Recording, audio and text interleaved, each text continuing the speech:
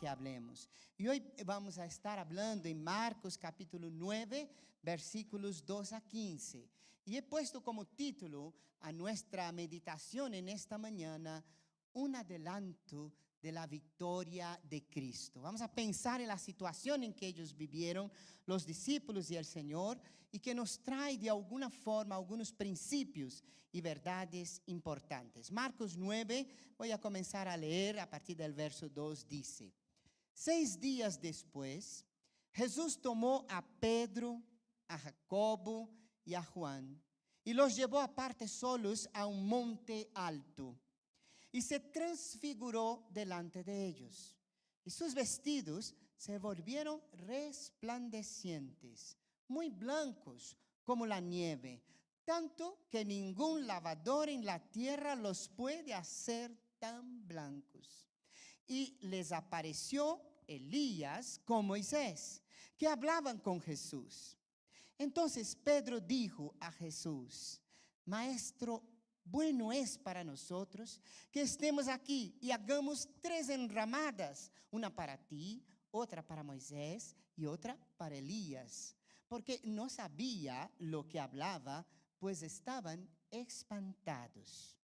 Entonces vino una nube que les hizo sombra, y desde la nube una voz que decía: Este es mi Hijo amado, a él oíd. Y luego, cuando miraron, no vieron más a nadie consigo, sino a Jesús solo. Y descendiendo ellos del monte, les mandó que a nadie dijesen lo que habían visto, sino cuando el Hijo del Hombre hubiese resucitado de los muertos. Y guardaron la palabra entre sí, discutiendo qué sería aquello de resucitar de los muertos. Y le preguntaron diciendo: ¿por qué dicen los escribas que es necesario que Elías venga primero? Respondiendo él les dijo: Elías a la verdad vendrá primero y restaurará todas las cosas. Y como está escrito del Hijo del Hombre, que padezca mucho y sea tenido en nada. Pero os digo que Elías ya vino y le hicieron todo lo que quisieron, como está escrito de él. La verdad que ese es un texto muy interesante. Acordaros que salimos el domingo pasado de aquel momento cuando el Señor con sus discípulos recibe, preguntando y haciendo un examen a sus discípulos, recibe una respuesta magnífica, inspirada por el Espíritu Santo, sobresaliente para Pedro en aquel momento, que decía: ¿tú eres el Cristo? El Hijo del Dios vivo. O tú eres el Cristo de Dios. Pero vemos que en el transcurso de aquellos momentos, no sé cuánto tiempo pasó, pero muy próximo a esto, el Señor está diciendo ahora y revelando a los discípulos: bueno, es necesario que a partir de ahora sepáis que yo voy hacia Jerusalén y que voy a morir crucificado en la cruz. Y Pedro, aunque bien intencionado, dice: Señor, no vayas.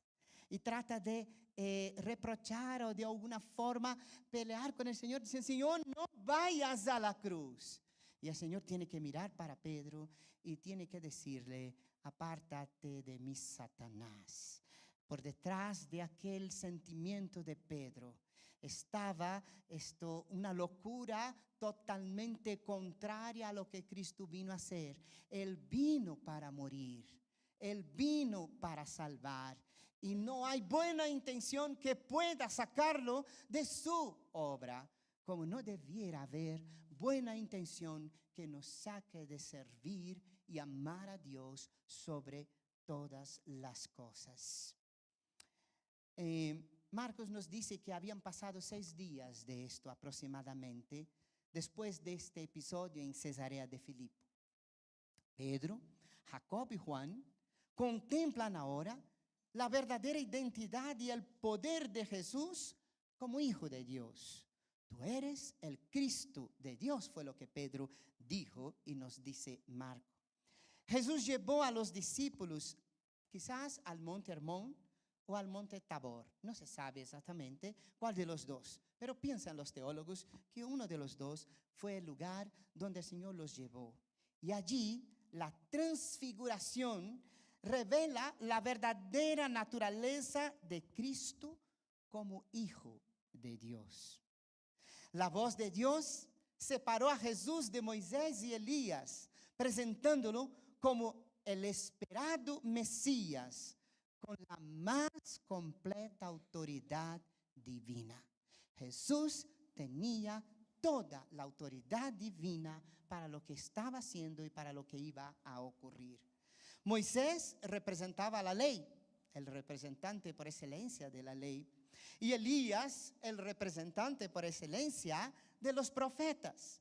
Su aparición junto a Jesús simbolizaba algo muy interesante que quizás nunca pensamos cuando vemos ese texto, pero era que el Antiguo Testamento, la ley y los profetas se estaban cumpliendo en Cristo Jesús.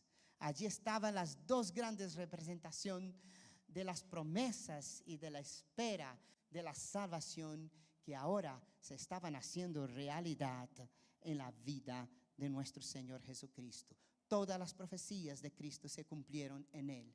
Todas las profecías sobre el Mesías se cumplieron en nuestro Señor Jesús. Es uno de los grandes argumentos que hace callar a todo sabio cuando realmente sabiamente estudia cómo es posible que más de 500 profecías en el Antiguo Testamento se cumplen en una sola persona. Jesús no era una encarnación de Elías ni de Moisés. No era uno de los profetas. Como el unigénito Hijo de Dios, los superaba en mucho, tanto en autoridad como en poder.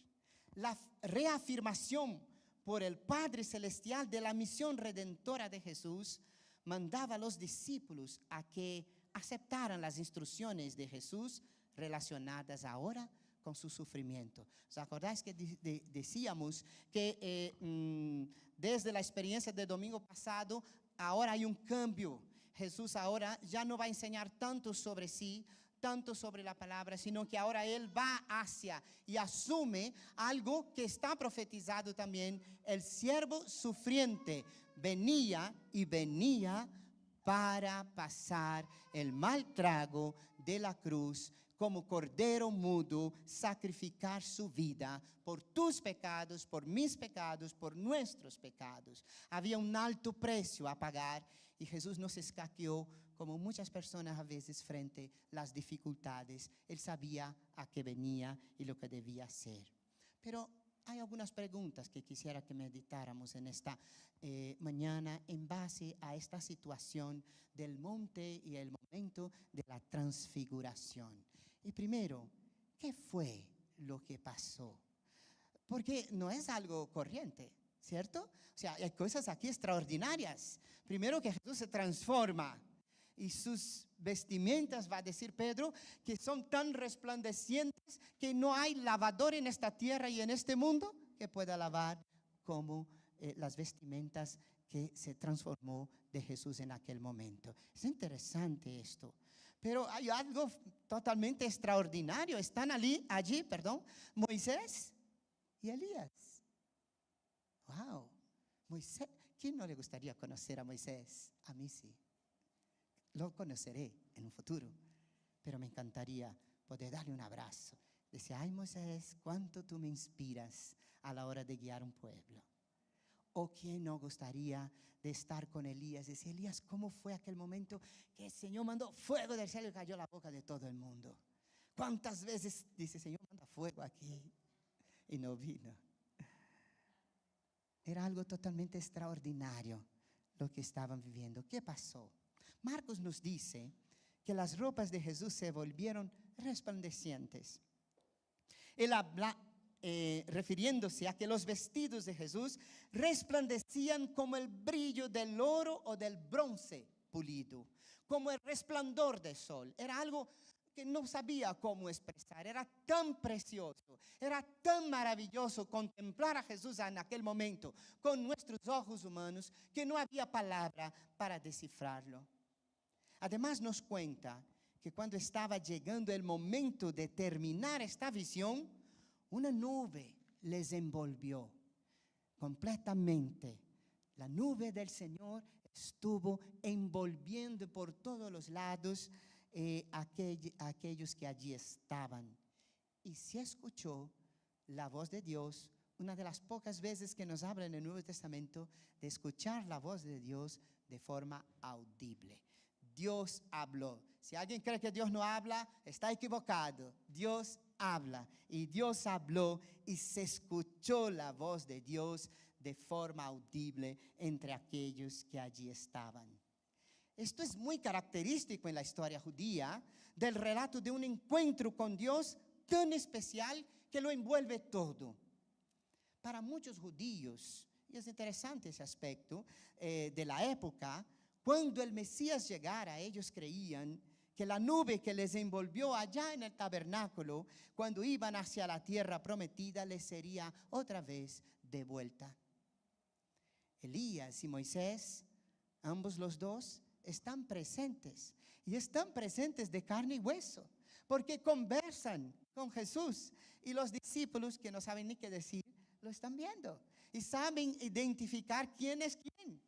Tanto es así que Pedro quiere hacer una casa para ellos. Pedro siempre como Pedro, ¿no? Siempre toma la iniciativa. Sí, no, vamos a hacer aquí una enramada y quedemos aquí porque esto es el cielo en la tierra. Bueno, Dios tenía otros planes, pero ahí estaba. Y no era broma ni una visión simple. Era algo real lo que estaban viviendo. Pero realmente, ¿qué significaba esta experiencia de la transfiguración? ¿Qué significa aún hoy para nosotros esta experiencia? Y yo voy a dar 3 significados que encuentro en la palabra aquí. Y el primero, fue especial para Jesús. Si nosotros pensamos un poquito en nuestro Señor Jesús, en aquel momento Jesús estaba yendo hacia el camino más difícil de su venida. Era difícil. Todos recuerdan Jesús en el Getsemaní, diciéndole: Padre, si es posible, pasa de mí esta copa. Pero no haga mi voluntad, sino la tuya. Solo estas palabras debieran cambiar la vida muchas veces de nosotros como creyentes, que a veces creemos tener derecho delante de Dios y exigirle lo que a veces no nos compete. Jesús había decidido aceptar y enfrentar la cruz por amor. Dice la Biblia que ya lo había decidido desde antes de la fundación del mundo. Y Él vino para obedecer. El amor dejaba ahora el campo de las palabras, de la filosofía, de las poesías, de la literatura, para transformarse en acción. Porque el que ama, demuestra. Y Jesús estaba dispuesto a demostrar cuánto te ama a ti, cuánto me ama a mí, cuánto ama a la humanidad, cuánto ama su creación, cuánto ama la verdad, la justicia, la paz y el amor. Valga la redundancia. En la cumbre de la montaña recibe una doble aprobación. Y a mí me encanta, hermanos, no sé cómo expresar, pero la sensibilidad de Dios, Padre.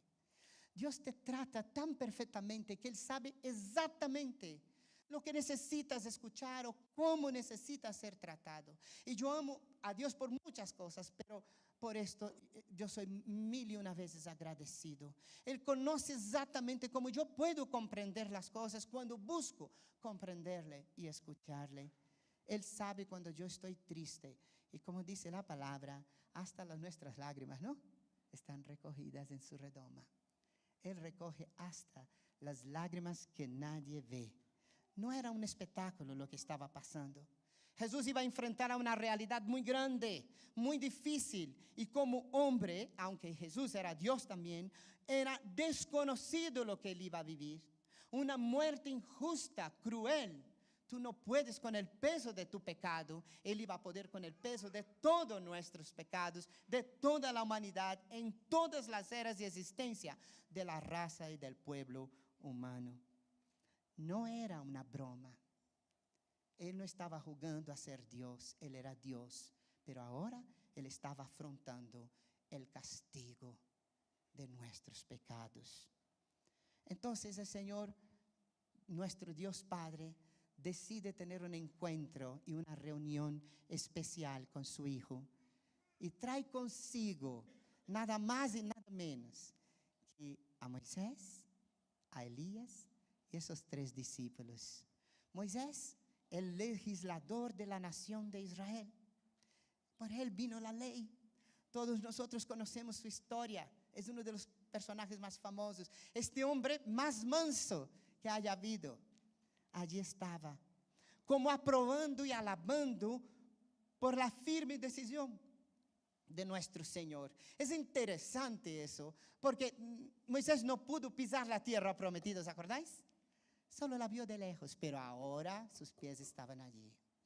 Porque todo lo que Dios promete, Dios cumple. Todo lo que Dios hace tiene un sentido. Y estaba allí con el Mesías, frente a frente con él. Como si no fuera poco, también estaba Elías, considerado el más grande de los profetas del Antiguo Testamento. El profeta que trajo al mundo la voz de Dios era considerado Elías.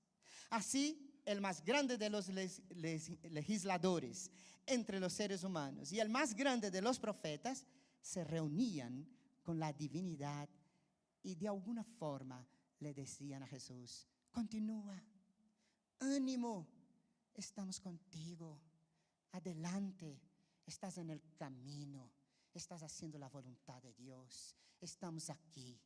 Eso es nuestro camino hacia la victoria. Qué precioso es ser animador para la obra del Señor.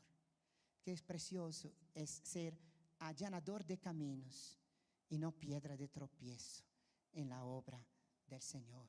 Y le estaban diciendo nada más al Señor Jesús: continúa. En Jesús estaba y está la solución de todo plan divino. No hay nadie más que pudiera hacer esto. Era el Verbo encarnado. Solo Él podía hacer. En Él estaba todo lo que a lo largo de la historia se había clamado, esperado y prometido. Un Salvador, un Redentor, un Cordero, la víctima perfecta para el perdón y aniquilación de este terrible mal del pecado que está en el ser humano. La historia de la salvación estaba en marcha hacia la cruz, y hay algo que me tocó mucho mientras preparaba. El Dios de vivos estaba allí, porque Dios no es Dios de muertos. Y mientras preparaba y oraba, el Señor me traía esta palabra tan preciosa que Marcos la va a recorrer más tarde en el capítulo 12. Pero respecto a que los muertos resucitan, ¿no habéis leído en el libro de Moisés cómo le habló Dios en la zarza, diciendo: yo soy el Dios de Abraham, el Dios de Isaac y el Dios de Jacob? Dios no es Dios de muertos, sino Dios de vivos, así que vosotros mucho erráis. Allí estaba el Dios de vivos. La muerte no es el fin. En ella no se termina la vida ni las promesas hechas por Dios. Dios Padre entonces ahora habla con Jesús, y también de una misma manera, quizás consolando y acalentando el corazón de nuestro Señor. Tú eres mi hijo amado, tengo que escucharte a ti. Continúa, tú estás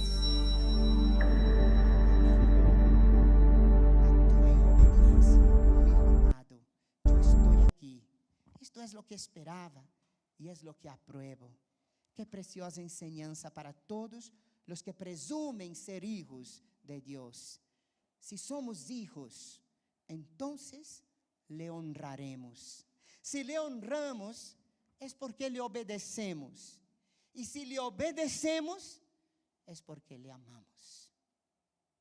Era lo que el Señor Jesús estaba haciendo.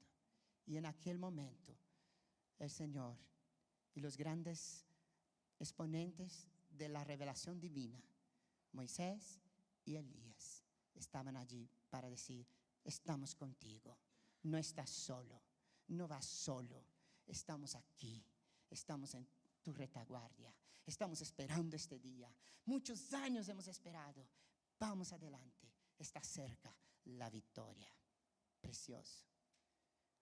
Eso me surge una pregunta. ¿Cuál es tu disposición a obedecer a tu Padre que está en los cielos? ¿Cuánto estás tú dispuesto o dispuesta a obedecer a Dios y no a tu corazón? Interesante pensarlo en ello. Segundo aspecto, hermanos, es que a los discípulos les supone aquí un cambio de visión muy grande. Van a cambiar su visión en ese momento. Y si pensamos un poquito en los discípulos, ese cambio es importante porque los discípulos estaban nerviosos. Mirad, ellos esperaban un Mesías diferente, ¿sí? Todos pensaban que el Mesías venía, no sé, en un caballo alado, que llegaba ahí y al imperio romano y a cualquier cosa de pecado, y se reunía a los judíos y ambos reinarían en esta tierra en paz y en gran victoria. Eso era lo que ellos esperaban. Y ahora la noticia que tenían es que Jesús iba a Jerusalén a morir en una cruz. ¿Cómo es posible que nuestro maestro, eso es lo más vergonzoso, lo más horrible, pero también lo más sufridor que podía haber en aquel momento, una muerte deshonrosa? Se nos acaba toda la esperanza. Estaban preocupados con las palabras y la decisión de Jesús de ir a Jerusalén para ser sacrificado. Y Jesús había decidido así, tajantemente, tanto que cuando el enemigo usó a Pedro para de alguna manera alejarle de su voluntad, él tiene que decir, apártate de mí, Satanás. Ya está bien, yo vengo aquí para hacer la voluntad de Dios. Esto les parecía la negación completa de todo lo que esperaban del Mesías. Turbados, confundidos y sin comprender, ellos también necesitaban ahora fuerzas. Así como Jesús, hombre, necesitaba fuerza. Lo que vieron en el monte de la transfiguración fue sobrenatural y ahora les daría fuerza para continuar. Escucharon de forma audible la voz de Dios que decía alto y sonante, este es mi Hijo amado, a Él oíd. A esto venía el Señor. Que Él estaba más que aprobado en su anhelo y deseo de cumplir la voluntad del Padre. Él era el Hijo de Dios esperado. Y quiero decir a veces, hermanos, que la voluntad de Dios en nuestra vida puede parecer en muchos momentos contradictoria. Puede incluso parecer algo que no puedo comprender. Pero tú cuando conoces a Dios, no tienes que comprender todo. Porque a lo largo del camino, tú vas a ver en tu propia vida cómo Dios es fiel y todo lo cumple. Y es perfecto. Y Dios no se olvida, no tiene amnesia, no tiene nada, no tiene distracción. No hay un hilo de cabello de tu cabeza que caiga que Dios no sepa. ¿Sí o no? Amén. Amén. Eso nos quita mucho estrés, mucha desesperación, mucha ansiedad.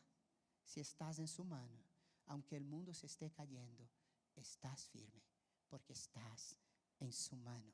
Y así estaba Jesús. Y sin pensarlo, tanto Pedro como Juan y Jacobo estaban siendo testigos en primera fila, en primera instancia, ¿no? De la gloria de Dios que se manifestaba en aquel dichoso día. Yo no creo que ni antes ni después, hasta aquel momento, hubo una manifestación tan gloriosa de quién era el Señor. Allí estaba la presencia de Dios de una forma tremenda en esta tierra.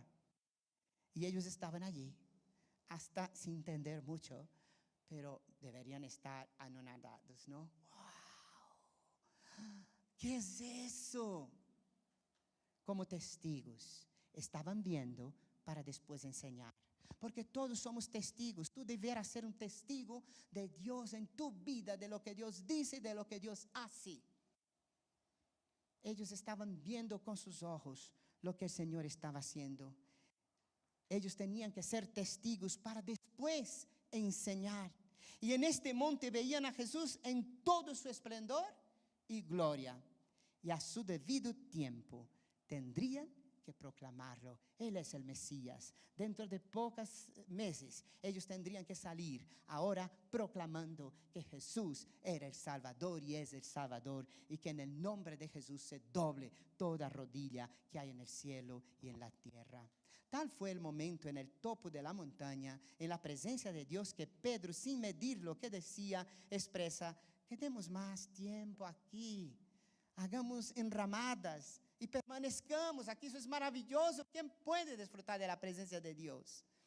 Pero Dios se manifiesta para decir que Cristo no apenas era el Hijo amado de Dios, el Verbo encarnado, sino que era digno de obediencia y que era a Él a quien tenían que escuchar y no a la voz de sus propios corazones.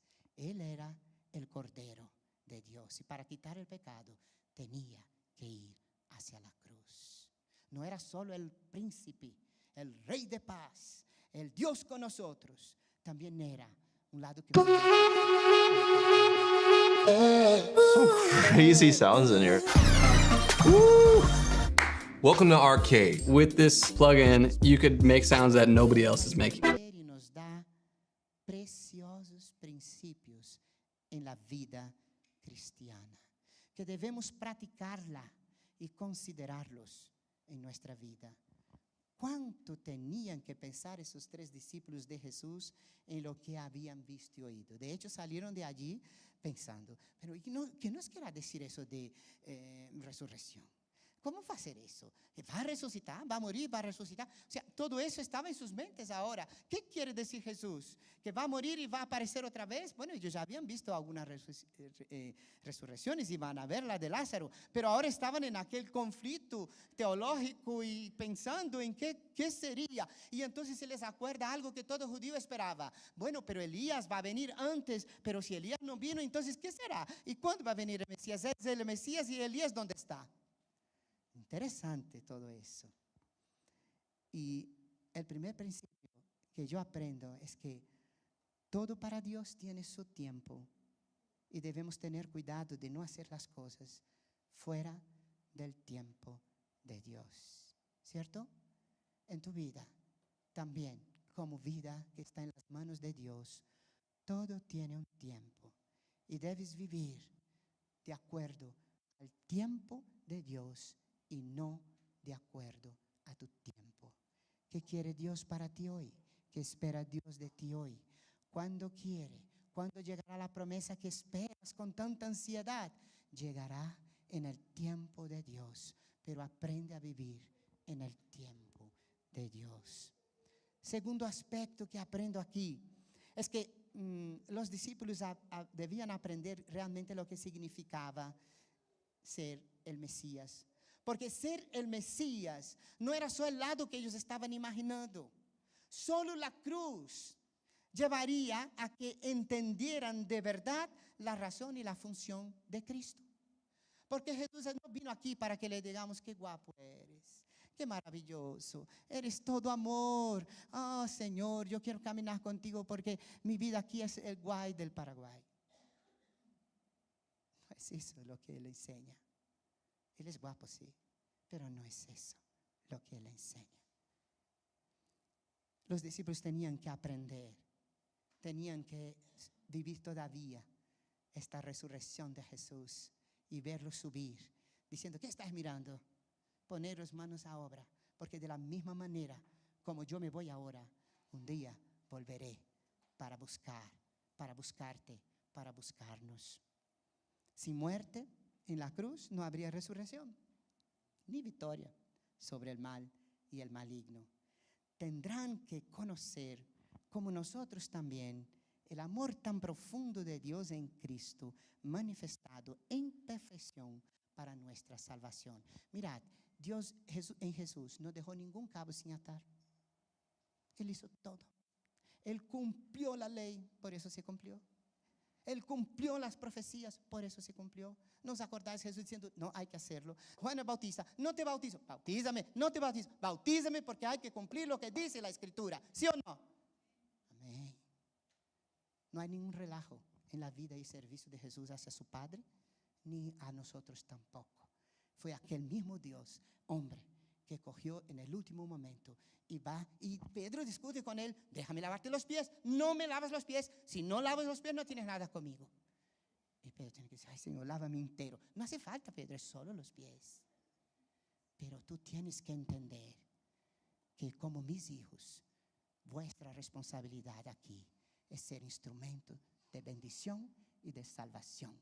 Ojalá todas las iglesias entendieran esta verdad y dejaran muchas veces de pelearse entre sí, de criticarse entre sí, de tirar los trastos entre sí y de vivir una vida vergonzosa delante de la presencia del que amamos y servimos. Fue aquí cuando ellos preguntaron sobre Elías, si Elías vendría antes del Mesías. Eso está escrito en Malaquías 3, capítulos 5 a 6. Podéis estudiar en casa. Tal como todo judío esperaba y todavía los judíos practicantes esperan. Según una tradición rabínica, Elías vendría 3 días antes de que el Mesías viniera. El primer día se pondría en las montañas de Israel lamentando la desolación de la tierra. Y entonces clamaría con una voz que se oiría desde un extremo del mundo hasta el otro. Esa es una tradición. La paz viene al mundo, la paz viene al mundo. El segundo día clamaría, el bien viene al mundo, el bien viene al mundo. Y el tercer día clamaría, Yeshua viene al mundo. Yeshua quiere decir salvación. Jesús es lo que significa el nombre salvación. Yeshua viene al mundo. Todavía hoy en algunas celebraciones, cuando ellos se reúnen, hay una silla que es la silla de Elías. Nadie sienta ahí esperando este día, imaginaros. Pero Elías ya había venido. Jesús les contesta eso. Elías ya vino y los hombres lo trataron como quisieron. Efectivamente, los hombres, como siempre los seres humanos, le trataron a Juan el Bautista muy mal en la figura de Elías. Jesús les estaba mostrando que la batalla de la salvación era una lucha a toda regla. Les intentaba hacer que comprendieran que tanto el profeta Juan el Bautista, su precedente, aquel que abrió el camino del Señor, como también él como Mesías, tenían que luchar hasta el final para ver la victoria completa. ¿Y sabes qué? Ese es el tercer principio que quisiera también que pensemos. ¿Por qué fue importante? Porque tenemos que aprender que sin lucha legítima no hay victoria. Nuestra vida aquí, estamos en batalla. La iglesia no es solo la novia, ¿verdad? Que es muy bonito ser novia. Esa es la protagonista, ¿no? Todo el mundo, ¡wow! La novia. Pero también dice que somos los guerreros, los soldados, el ejército en la batalla. Y la salvación es una batalla tremenda entre el bien y el mal. Venciendo el bien, somos parte del ejército vencedor. Pero hay que ir y hay que tirarse a la arena para luchar contra el mal y ver la manifestación de la gloria y de la victoria. Juan no era un Elías resucitado, pero cumplió con su rol profético con firmeza y combatió el pecado y guió a la gente hacia Dios. Por supuesto, fueron 2 hombres diferentes, distintos, pero Juan el Bautista cumplió su misión en el espíritu y manera de Elías, como si éste hubiera regresado en persona. Qué interesante esto, porque Elías vivió mucho tiempo atrás. Pero ¿sabes qué? En el pueblo de Dios hay un milagro maravilloso, que es la unidad en la obra del Señor. La misma Biblia es un milagro, porque en todo lo que haya sido escrito en más de 1500 años, con más de 70 escritores, hay un hilo que realmente la une desde Génesis hasta el último libro del Apocalipsis. Y esto es un milagro de Dios. No reconocerá a quien no quiera, su orgullo no le dejará, pero no hay otro libro como este a lo largo de la historia humana, por muy buenos o grandes o sabios que seamos. Es un milagro. Y cuando tú realmente tienes eso en mente y sabes que estás llamado para ser el ejército de Dios, lo último que vas a hacer es guerra entre el ejército de Dios. Y hay que buscar la unidad en el hilo de la voluntad de Dios. porque este es de quien está escrito. He aquí, yo envío mi mensajero delante de su faz, el cual preparará tu camino delante de ti. De cierto os digo, entre los que nacen de mujer, no se ha levantado otro mayor que Juan el Bautista, pero el más pequeño en el reino de los cielos, mayor es que él. Bueno, eso da otro mensaje, no voy a comentar mucho, pero aquí está el Señor confirmando, ahí está, Elías vino. Concluyendo, hermanos, como Jesús pasó por la lucha y el sufrimiento, entienda, de verdad te digo, también debemos ser fieles a Dios en todo momento. ¿Hay algún creyente que después de creyente nunca tuvo ninguna lucha? Yo quiero conocer a esa persona aquí. ¿Hay? De verdad. ¿El Señor dice en el mundo? ¿Sí? Sí. Pero hay que luchar y ser fiel hasta la muerte. Eso es importante. Segundo, Dios mismo confirma que Cristo es el Mesías esperado y el cumplimiento de la voluntad de Dios. Qué lejos estaba Pedro en aquel momento, podía ser nosotros, ¿eh? Oh, no vayas a la cruz, Señor, tú eres tan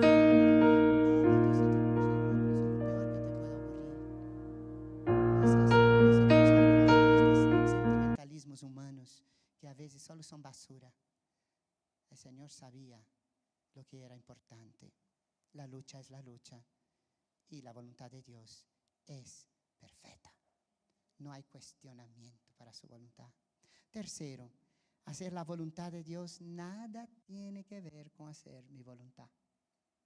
Puede que coincidamos, y amén si es así, pero a veces Dios va a decir, levántate ahora, como lo dijo, ¿no?, a Felipe, y vete allá al desierto. Señor, pero aquí estoy en la fama de la fama, ¿no? Estoy aquí, la gente se está convirtiendo a montones y tú me mandas al desierto. ¿Qué lógica es esta? Y el Señor dice, levántate y vete al desierto. Pero él no podía imaginar la dimensión que fue ir y hablar a aquel etíope del amor de Dios y cómo en África entra el evangelio. Hasta hoy tenemos vestigio de esta cristiandad. Interesante, las dimensiones y la voluntad de Dios no tiene nada que ver con lo que... Expande tu negocio y mantente a la vanguardia. Utiliza datos en tiempo real para optimizar las rutas de reparto. Con AWS, las empresas amplían los límites de la innovación. Aquí. Él no sabe lo que quieres. Así somos, así somos. Cuarto, los discípulos son testigos de este tremendo acontecimiento que debería ser proclamado solo en el tiempo de Dios. Qué interesante eso. Cuidado cuando hablas las cosas. Busca el tiempo de Dios. A veces tú hablas cosas que Dios no quiere que hables. Y no es que sean malas en sí, pero fuera de su tiempo sí que traerán mal. El tiempo de Dios. Dios tiene su tiempo. Prepárate para su tiempo. Y no hay promesa hecha que no sea cumplida. No hay ninguna promesa que el Señor haya hecho, ni que el Señor te haga a ti personalmente. Si es promesa de Dios, va a cumplir. Yo te pongo mi cabeza por eso. Dios no tiene doblez. Dios no habla sí y después es no. Dios no habla no y después es sí. Él es fiel. Y es a ese Dios fiel que vamos a celebrar ahora la Santa Cena. Vamos a pasar al último tiempo.